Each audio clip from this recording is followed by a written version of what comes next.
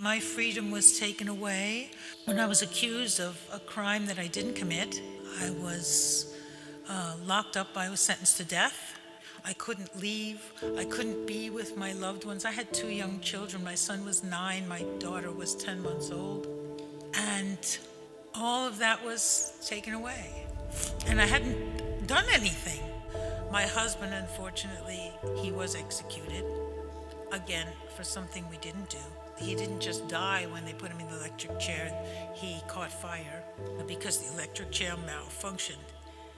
And at that point, when our daughter, who had been 10 months old, was then about 15, when she heard how terrible the execution was, she tried to take her own life.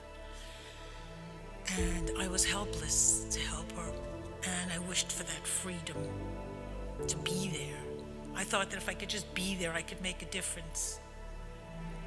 It was in that very place when I felt the most hopeless that I realized that I still had a choice, that I didn't have to see it the way they saw it, that I was locked up, prisoner, waiting for them to take my life. In fact, while I still was living and breathing, I still was in charge of my life. I might not be in charge of my circumstances, but my life still belonged to me, and I could still choose what I wanted to do with it and how I would live it. There's a freedom that only you can give to yourself, and that's the most important freedom of all. And so I decided that it was, instead of seeing myself as a prisoner and a victim waiting for my life to be taken, I decided that it was an opportunity for me to do my spiritual work. I had no dishes to wash, I had no laundry to do, I had nobody to take care of, I didn't have to work. I was sentenced to death in the electric chair, so I got free electricity until that day. And so I turned my cell into a sanctuary, and I began to do yoga and meditation and prayer. I chose to believe in hope rather than hopelessness. That's what they wanted me to believe.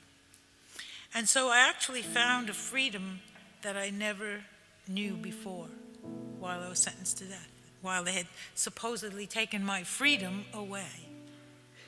And then, finally, one day, my sentence was changed from death to life, and things improved.